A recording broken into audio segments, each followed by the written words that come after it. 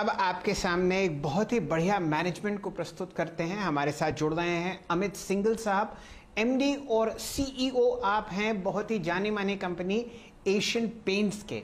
नतीजे आपको आते हुए दिखे कुछ समय पहले। रेवेन्यू और वॉल्यूम ग्रोथ अनुमान से ज़्यादा थे, लेकिन प्रॉफिट आफ्टर टैक्स चौथी तिमाही का कुछ कम रह गया एक्सपेक्टेशन से। अब आगे आने वाले 2-3 तिमाही में क्या होगा, आपको हमारे साथ जुड़ते हुए दिख रहे हैं अमित सिंघल साहब और चर्चा वो आपको करते हुए दिखेंगे। हेलो दोस्तों, अगर आप अपना पैसा शेयर मार्केट में इन्वेस्ट करके लाखों रुपए कमाना चाहते हैं तो आज ही आप स्टॉक के साथ जुड़कर अपना डीमैट अकाउंट आप बिल्कुल फ्री में ओपन कर सकते हैं, जहां पर आपका ब्रोकरेज चार्जेस बिल्कुल ना के बराबर लगता है। ब्रोकरेज लगता है तो सिर्फ इंट्राडे ट्रेड में, वह भी सिर्फ 20 रुपए। तो आज ही आप स्टॉक के साथ में जुड़ सकते हैं, लिंक डिस्क्रिप्शन में है, क्लिक करें और अकाउंट ओपन कराएं। गाइडेंस की। सिंघल साहब, स्वागत है आपका। हमारे हिसाब से रेवेन्यू ग्रोथ और वॉल्यूम्स जो थे वो बहुत ही शानदार थे। इन दोनों में आपको किसने ज्यादा साथ दिया, और ये बताइए कि आगे आने वाले 2-3 तिमाही में किस तरीके का आपको बिजनेस टेलविंड आता हुआ दिख रहा है? तो ओवरऑल अगर हम देखें, जो Q4 रहा है काफी अच्छा रहा है। और मैं समझता हूं कि जो जनवरी का मंथ था या फरवरी का मंथ था वो भी 20% से ज्यादा ग्रोथ हमें मिला है। और इसलिए मैं समझूंगा कि जो जैन मार्च का जो ये क्वार्टर है, सिर्फ क्योंकि लो बेस था उस वजह से ज्यादा अच्छा ग्रोथ नहीं, ओवरऑल मार्केट में हमें काफी अच्छा ग्रोथ मिला है। इसके कई कारण रहे हैं। मैं समझता हूं कि अगर हम Q2 Q3 को देखें, जहां पे हमें ज्यादा सेल थोड़ा रूरल मार्केट से और जो T3 T4 श्रेणी के जो शहर हैं वहां से हमें ज्यादा मिल रहा था। इस बार हमने जो एक चेंज देखा है, जो मेट्रोज हैं और जो T1 T2 के श्रेणी के जो शहर हैं उनसे हमें ज्यादा प्रोत्साहन मिला है और काफी अच्छा वहां डिमांड रहा है, डिमांड ग्रोथ भी रहा है, जिसकी वजह से हम समझते हैं कि एक काफी बड़ा चेंज आया है इन Q4 जो कि हमें देखने को मिला है। दूसरी चीज, इन्हीं शहरों से हमें जो लग्जरी और प्रीमियम कैटेगरी के प्रोडक्ट्स हैं उसमें काफी अच्छा सपोर्ट मिला है। और मैं समझता हूं कि उसने भी हमारा जो ओवरऑल वैल्यू जो सेल्स आए हैं उसमें काफी अच्छा मदद किया है।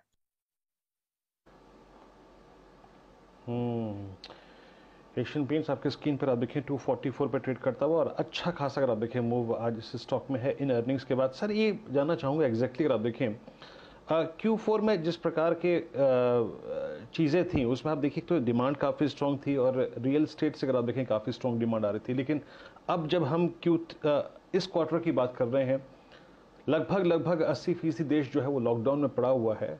सारी की सारी अगर आप देखें बड़ी स्टेट्स लॉकडाउन में है।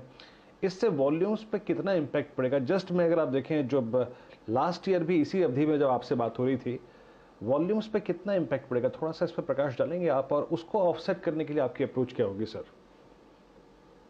मेरे हिसाब से जो सेकेंड वेव है वो काफी स्ट्रॉन्ग है, जिसने काफी इम्पैक्ट किया है काफी स्ट्रांगली।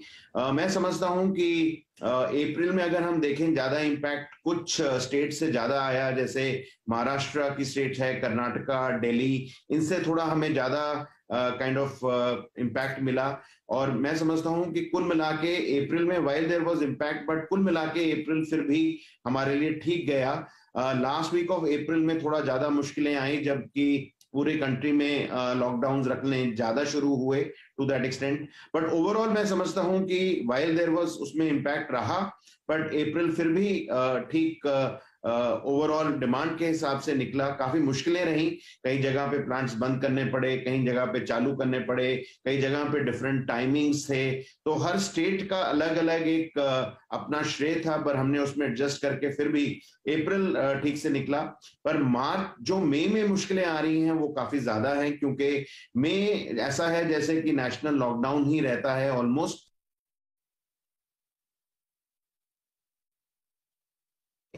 डायरेक्टर साहब जरा स्क्रीन पर लाइए एशियन पेंट्स का चार्ट। बहुत ही शानदार तरीके से बाजार आपको हेड्स अप दे रहा है और तारीफ कर रहा है नतीजों की। दिन का उच्चतम लेवल 2802 के आस के पास आपको ट्रेड करता हुआ दिख रहा है फिलहाल एशियन पेंट्स। और वीरेन जी, वॉल्यूम तो बहुत ही शानदार हैं।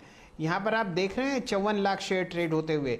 यही आपने फरवरी में ट्रेड होते हुए दिखे थे 9 फरवरी को। तो बहुत ही बढ़िया वॉल्यूम और प्राइस एक्शन होता हुआ दिख रहा है आपके सामने। और एक ही दिन में इस काउंटर ने आप समझिए पिछले 4 महीने का जो एक गर्द था वो साफ कर दिया स्क्रीन पर।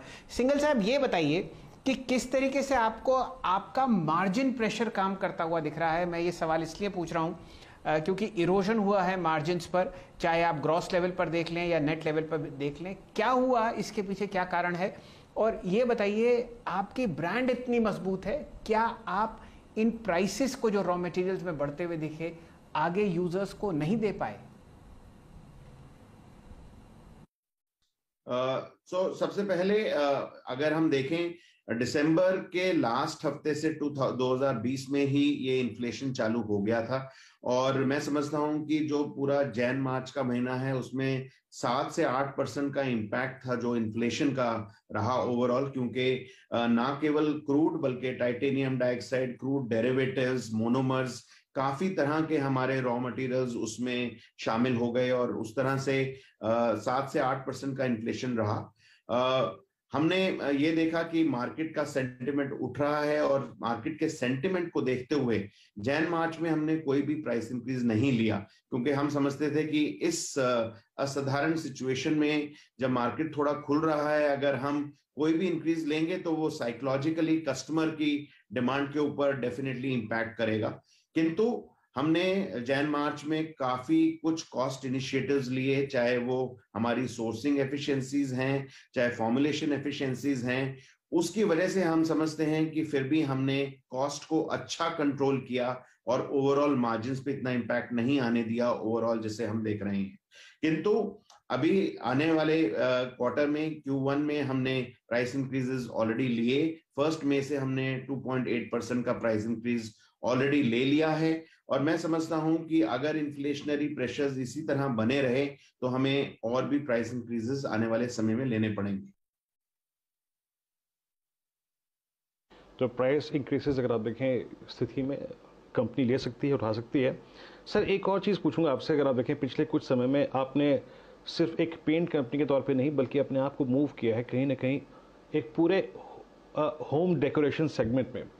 वो जो थ्रस्ट जनरेट करने की कोशिश करी थी, वो जो सेगमेंट आपने डेवलप करने की कोशिश किया था, वो कैसा कर रहा है? और ओवरऑल अगर आप देखें जो नॉन पेंट सेगमेंट का जो रेवेन्यू है और जो परफॉर्मेंस है वो कैसी नजर आ रही है आपको? ओवरऑल इस सिनेरियो में बहुत जरूरत है कि हम एक बैलेंस तरह से मार्केट में बढ़ें, क्योंकि डिमांड को जारी रखना भी बहुत जरूरी है और कस्टमर का कॉन्फिडेंस बढ़ाए रखना भी काफी जरूरी है। तो उस तरह से हम काफी तरह के कॉस्ट इनिशिएटिव्स फिर से लेके आए हैं, और हम समझते हैं कि हम काफी तेजी से उन एरियाज में काम कर रहे हैं। तो ओवरऑल कुछ बैलेंस लेके चलेंगे, कुछ कॉस्ट इनिशिएटिव से अब्सॉर्ब करेंगे, कुछ मार्केट में पास ऑन करेंगे, तो एक बैलेंस तरीका अपनाएंगे ताकि ओवरऑल जो कंज्यूमर सेंटिमेंट है ऐसे टेस्टिंग टाइम्स में थोड़ा बना रहे और मार्केट आगे चलती रहे।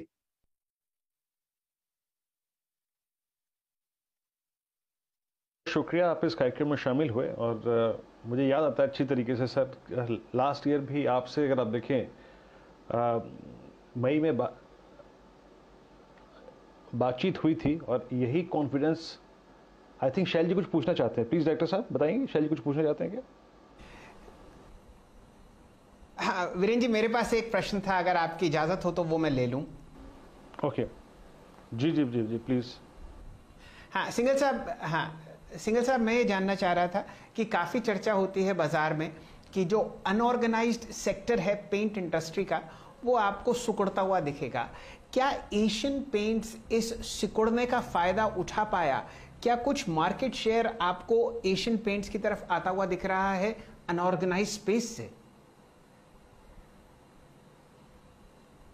जब मार्केट्स खुल रहे हैं तो जो अनऑर्गेनाइज्ड प्लेयर्स हैं वो भी पूरा अपना जोर लगा रहे हैं। जहां रीजन्स में वो प्रेजेंट हैं वो डेफिनेटली वहां पे काफी अच्छा प्रदर्शन दे रहे हैं। तो आने वाले मैं समय में कहूंगा कि ऐसा नहीं लगता मेरे को कि कोई ऐसा इम्बैलेंस बनेगा कि बहुत ज्यादा अनऑर्गेनाइज सेक्टर ऑर्गेनाइज में आ जाएगा, और ये जो ओवरऑल प्रयत्न है ये चलता रहेगा। बट जैसा एक एशियन पेंट्स का एक लीडर के मामले में सोचने का ढंग है, हम जो ओवरऑल अपना मार्केट देखते हैं, अपनी ओवरऑल ग्रोथ देखते हैं, हम मार्केट शेयर के ऊपर नहीं बेस करते ज्यादा, हम ओवरऑल देखते हैं कि किस किस नई कैटेगरीज में, किस किस नई एरियाज में हम ज्यादा बढ़ सकते हैं, ताकि जो ओवरऑल मार्केट पाए है हम उसको बढ़ा सकें, जो मार्केट जो ओवरऑल एरिया है उसको ज्यादा हम बढ़ा सकें, ताकि उसमें हम नई नई चीजें और नए नए प्रोडक्ट्स दे सकें और ओवरऑल मार्केट को बढ़ा सकें।